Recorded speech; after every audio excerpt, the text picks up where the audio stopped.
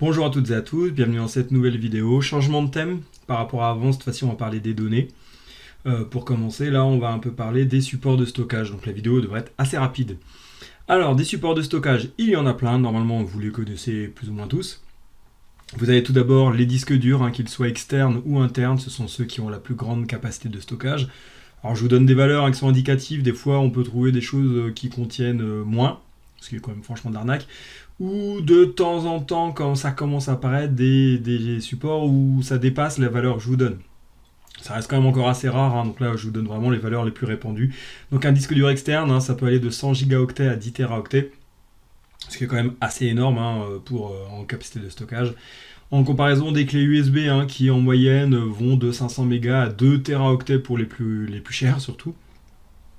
Un DVD aura comme capacité de stockage au maximum 4,7 gigaoctets, puisque ça vient du fait que pour le coup les informations sont gravées sur le DVD, donc on ne peut pas graver au-delà du DVD, donc vous avez forcément une seule et unique valeur, 4,7 gigaoctets.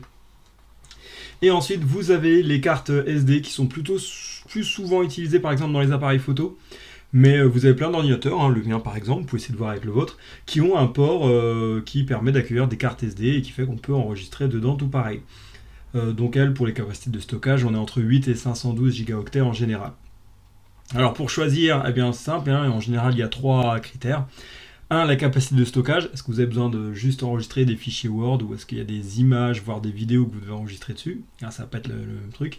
Le débit est bien souvent ce que les gens négligent quand ils achètent une clé USB, parce que voilà, ils veulent acheter la clé la moins chère possible, et ils trouvent une superbe clé à 32 gigaoctets, mais qui n'est pas chère du tout, et ils se posent pas plus de questions que ça. Et souvent c'est le débit qui pêche, c'est une carte qui a un très faible débit, ce qui fait que chouette, vous pouvez enregistrer plein de choses, mais ça va vous prendre des heures pour que la vidéo par exemple soit uploadée dans la clé USB. Donc pas forcément l'idée du siècle, attention, le prix est rarement le premier critère qui doit être pris en compte. Et enfin la fiabilité du support de stockage. Là en parlant de fiabilité, je fais un peu référence au CD et au DVD, qui avait quand même ce problème si jamais il y a une rayure, c'est foutu, vous perdez définitivement les données qu'il y a dedans. Les disques durs externes aussi, ils sont quand même réputés comme étant plus fragiles, il y a une tête de lecture à l'intérieur qui fait que si le disque dur tombe, en général ça suffit à l'achever, là où une clé USB sera en général beaucoup plus résistante entre guillemets.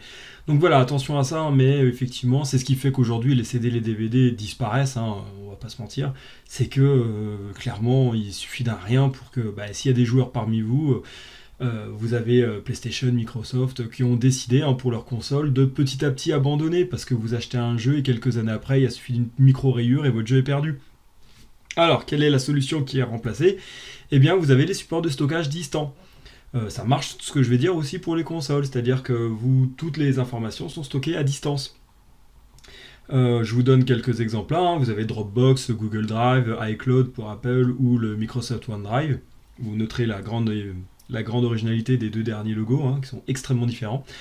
Donc là l'idée c'est que tout va être stocké plus loin, vous payez, vous avez en général une assez importante capacité de stockage. Si vous payez, il y a des versions gratuites où vous avez beaucoup moins d'espace de stockage, mais voilà, ça peut être utilisé aussi gratuitement. Alors l'avantage c'est que c'est quand même réputé fiable, parce que pour le coup c'est stocké ailleurs et ce sont des serveurs qui sont quand même très sécurisés, donc en général il y a quand même peu de chances de perdre ces données.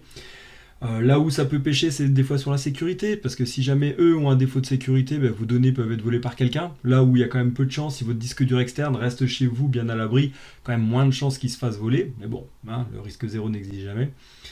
Mais voilà, sinon globalement, c'est une solution qui résout quand même beaucoup des problèmes.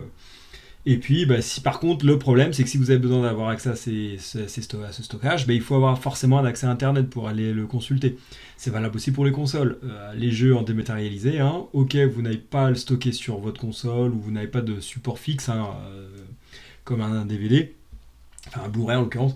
Mais si vous n'avez pas Internet, vous êtes marron, quoi. Donc voilà, et puis bon, il y a d'autres soucis qui arrivent avec, mais c'est plutôt économique, donc c'est pas le sujet ici. Voilà, c'était rapide, mais c'était vraiment pour vous faire un peu la liste de tous ces supports de stockage possibles.